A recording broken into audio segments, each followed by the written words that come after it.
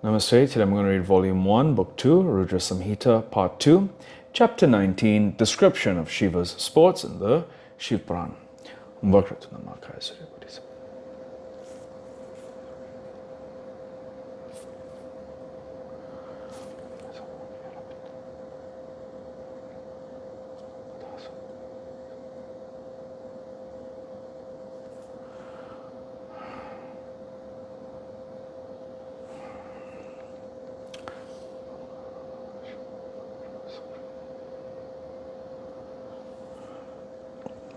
Hayom Tatsat.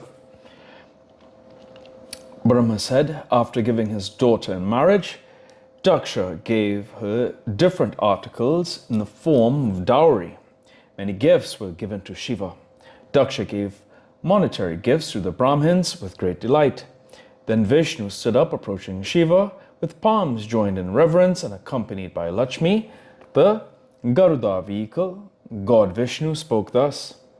Vishnu said, O great Lord, O ocean of mercy, Lord of Devas, O Day One, you are the father, and Sati is the mother of the world. You have taken incarnations out of sheer sport for the welfare of the good and suppression of the wicked. So says the eternal scripture. You are fair complexioned, and Sati has the blue lustre of the glossy corallium. I, on the other hand, am blue in hue, and Lakshmi is fair complexioned. You too shine in juxtaposition with us too. O Shiva, along with this Sati, protect the good people and the Devas. Similarly, always bestow auspicious goodness upon the people of this world. O Lord of living beings, this is my humble submission. We shall kill the man, whoever it may be, who sees or hears her with lust in his mind. Brahma said, on hearing these words of Vishnu, Lord Shiva laughed. The omniscient Lord told the slayer of Madhu, be it so. O great sage, after this Vishnu returned to his abode. He kept the incident quite secret, but asked the people to continue the festivities. I approached the goddess Sati and performed in detail all the sacrificial rites and laid down in the Griya Sutras.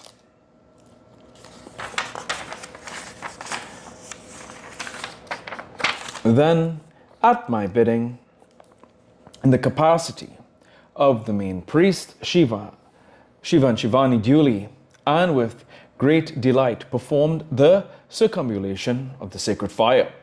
O excellent Brahmin, then wonderfully great festivities were conducted with beatings of drums and playings on musical instruments, accompanied by songs and dances, pleasing everyone. Then a surprisingly strange event occurred there. Dear one, listen to it. I shall tell you. Shiva's power of illusion is inscrutable. The whole universe, the mobile and immobile, is deluded by it. Devas and Asuras. Formerly, I wished to delude Shiva by deceitful means, but now Shiva himself has deluded me by means of his divine sports. If a man wishes evil on others, he himself becomes the victim of the same. There is no doubt about it. Realizing this, no man shall wish evil on anyone else. O sage, while going round the fire, the feet of Sati protruded out of the cloth that covered them. I looked at them. My mind being afflicted by love, I stared at the limbs of Sati. O excellent Brahmin, I was deluded by Shiva's Maya. The more I stared at the beautiful limbs of Sati eagerly, the more I became thrilled like a love-afflicted man. Staring thus at the chaste daughter of Daksha and being afflicted by the Cupid, O sage, I craved to see her face. Since she was bashful in the presence of Shiva, I could not see her face. She did not show out her face on account of shyness. Then I began to consider proper means whereby I could see the face. Afflicted much by the Cupid, I pitched upon the production of airful smoke as the means thereof. I put many wet twigs into the fire. Only very little ghee did I pour into the fire. Much smoke arose out of the fire from the wet twigs, so much so that darkness enveloped the whole altar ground and the neighborhood. Then Lord Shiva, the supreme god, indulged in many sports, covered his eyes, apparently afflicted by smoke. Then, O sage, afflicted by the Cupid, and delighted in the heart of hearts, I lifted her veil and stared into the face of Seti. I looked at the face of Seti many a time. I was helpless in curbing the onset of a sensuous organism. 4 drops of my semen virile got displaced and fell on the ground like drops of dew as a result of staring into her face, O sage. Then I was stunned into silence. I was surprised. I became suspicious. I covered up the semen drops, lest anyone should see them. But the Lord Shiva saw it by his divine vision. The trickling down of the semen excited his fury. And he said, Shiva said, O sinful wretch, what a despicable mess you have perpetrated. At the time of her marriage, you have passionately gazed at the face of my beloved. You think that this blunder has not been known by me at all? There is nothing that is unknown to me in the 3 worlds. O Brahman, how can it then remain hidden? O foolish fellow, just as the oil is latent in the gingerly seed, so also I am present within everything in the 3 worlds, whether mobile or immobile. Brahma said, saying thus and remembering the words of Vishnu, Shiva, who dearly loved Vishnu, lifted his trident and wished to kill me. O excellent Brahmin, when the trident was lifted up by him to kill me, Marichi and others raised a hue and cry. Then all the devas and the sages, extremely terrified, began to eulogize him who was blazing there. Devas said, O Lord, O great Lord, favorably disposed to those who seek refuge, O Shiva, save me. O Lord Shiva, be pleased. O great Lord, you are the father of the universe. Sati is the mother of the universe. O Lord of Devas, Vishnu, Brahma, and others are all your slaves. Mysterious is your form. O Lord and mysterious are your divine sports. Your Maya is enigmatic and complex. Everything and everyone except your devotee is deluded by it. O Lord, Brahma said. Thus, in many ways, the timid and frightened devas and the sages eulogized the Lord of Devas, who was furious. Suspecting some terrible disaster, Daksha raised his hand and rushed at Shiva, preventing him with shouts of, "Oh, don't do this! Oh, don't do this!" Seeking Daksha in front of him in a state of excited suspicion, and remembering the requests of Vishnu, Lord Shiva spoke these displeasing words.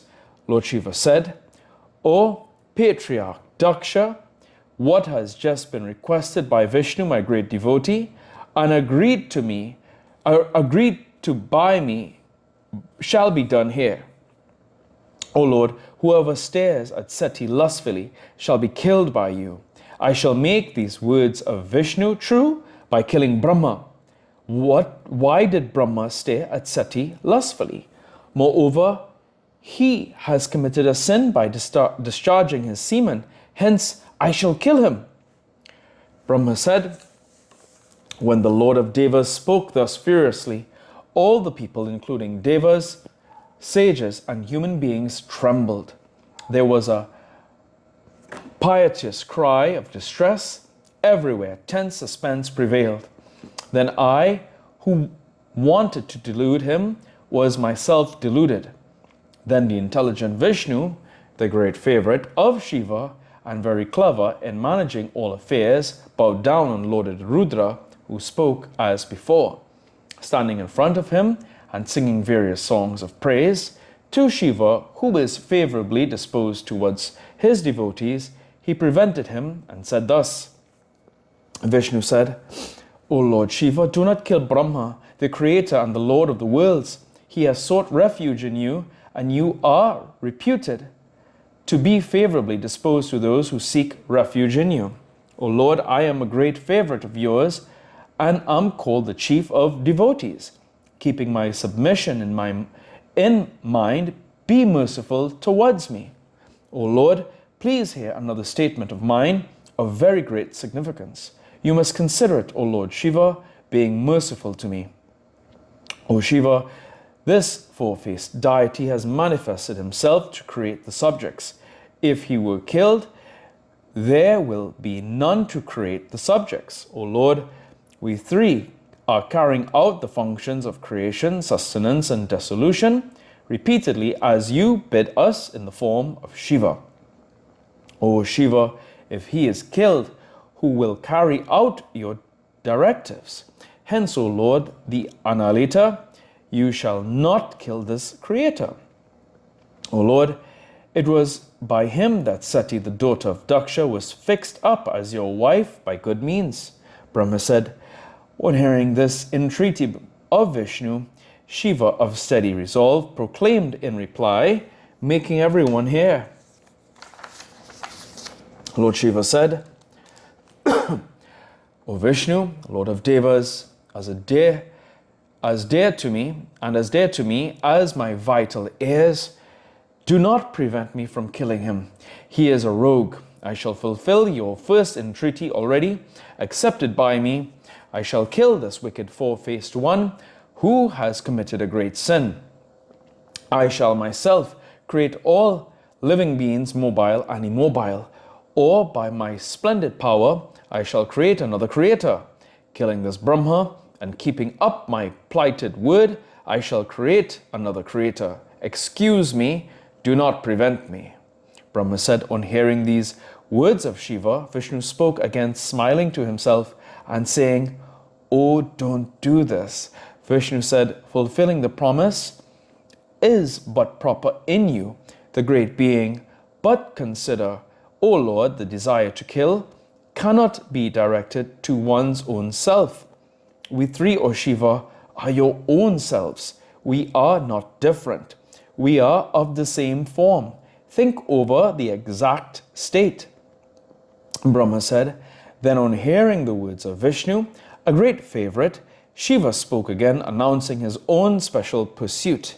Shiva said, O Vishnu, Lord of all devotees, how can this Brahma be my own self? He is observed as different, standing before me. Brahma said, thus commanded by Shiva in the presence of all, Vishnu spoke, thus propitiating the great Lord. Vishnu said, O Sadashiva, Brahma is not different from you, nor are you different from him. I am not different from you, O great Lord, nor are you different from me. O omniscient great Lord, Sadashiva, you know all, but you wish to make it all heard through my oral explanation. O Shiva, I say at your bidding, may all the devas, the sages, and others hear after retaining the principles of Shiva cult in their mind. O Lord of thee, the manifest, unmanifest, divisible and indivisible, possessed of form or of formless brilliance, we three are the parts. Who are you? Who am I? Who is Brahma? You own three parts, you being the Supreme Lord. They are different only as the cause of creation, sustenance, and dissolution. You shall think of yourself through your own self, O Divine One, taking up a physical body by your own sports. You are the sole Brahman, while we three, in attributive forms, are your very parts. O Shiva, just as the self-same body has the parts of head, neck, etc., so also we are the three parts of Shiva. O Shiva, you are the supreme brilliance, the firmament, having your own abode. You are the primordial being, the immovable, the unmanifest of endless forms, the eternal and devoid of attributes, length, etc. From this form alone, everything has emanated. Brahma said, O excellent sage, on hearing these words, the great Lord Shiva was delighted. He did not slay me.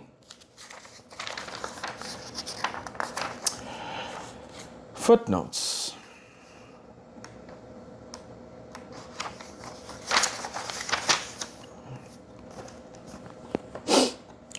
(270). The circumambulation of the fire by the bride and the bridegroom is one of the rites in the Vedic nuptial ceremony. The bride and the bridegroom go round the fire while the husband recites the following formula. To thee they have in the beginning carried round Surya with the bridal procession. Mayest thou give back Agni to the husband, the wife together with offsprings. The fire plays an important role in the performance of Vedic samskaras. 271. For the mind-born and physical sons of the Creator. Okay. 272. Shiva, or Sadashiva, who is conceived as a state of silent being, is also a dynamic becoming.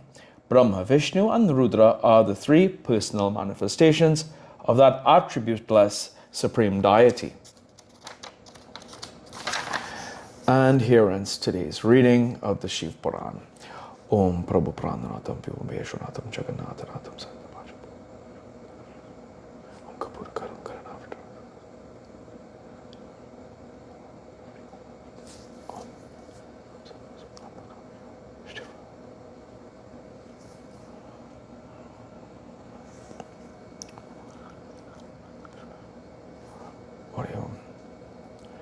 Om Tuya Mata, Chapita Tumya Tuya Bandusha, Jasakatumya, Vidyata Vidam Tumya Om Hari Om Tat Sat.